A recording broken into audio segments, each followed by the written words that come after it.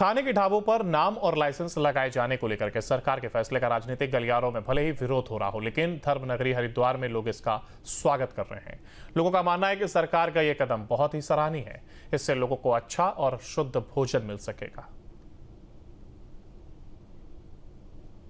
नहीं, ये जरूरी भी है क्योंकि ऐसा है कि लोग वहम करते हैं, तो उसके लिए नाम जो है आपको दुकान के बाहर अपना लिखना पड़े होटलों और ढाबों में।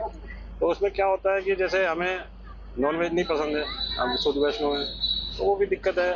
तो ये नाम लिखना तो अनिवार्य होना चाहिए। तो आप जैसे पर्यटक हैं, घूमने जाते हैं, सारी चीजें होती हैं, तो कभी इससे पहले भी कभी इस तरह की चीजें नहीं होती रहती है। ये अब संज्ञान में अब आया तो सरकार एक्शन ले रही है, तो अच्छी बात है।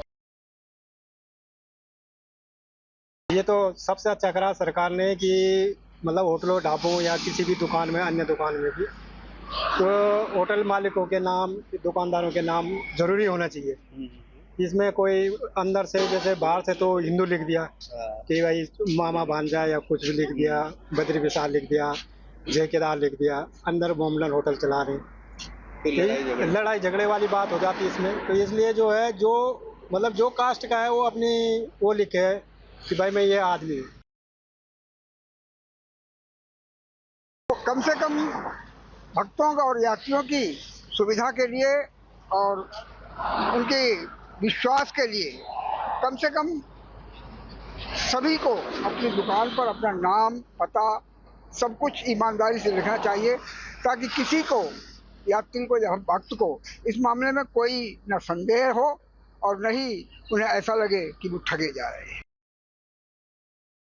हरिद्वार में कांवड़ मेला शुरू होने में भले ही अभी थोड़ा समय हो, लेकिन रेस्टोरेंट और ढाबों पर नाम को लेकर और कांवड़ियों की आमद को लेकर अभी से चीजें शुरू हो चुकी हैं। बात हम करें हरिद्वार की, तो हरिद्वार में कांवड़ियों की आमद शुरू हो चुकी है और आप देख सकते हैं कि किस तरह से यहाँ पर कांवड़िए पहुंच रहे हैं। और समय से पहले अगर विधिवत कांवड़ यात्रा की बात की जाए तो विधिवत 11 जुलाई के बाद से शुरू होनी है, लेकिन अभी से कांवड़िए यहाँ पहुंचने शुरू हो गए। इसके अलावा अगर मैं बात करूं, जिस तरह से नेम को लेकर, जो रेस्टोरेंट और ढाबों पर नाम लिखने को लेकर जो चीजें चल रही हैं वो लगातार बढ़ती जा रही हैं और ऐसा लग रहा है कि कांवड़ यात्रा से पहले इसको खासा सुर्खियां मिलने वाली हैं, क्योंकि जिस तरह से हमने देखा कि मुजफ्फरनगर के जो स्वामी यशवीर हैं उनको उत्तराखंड आने में रोका गया।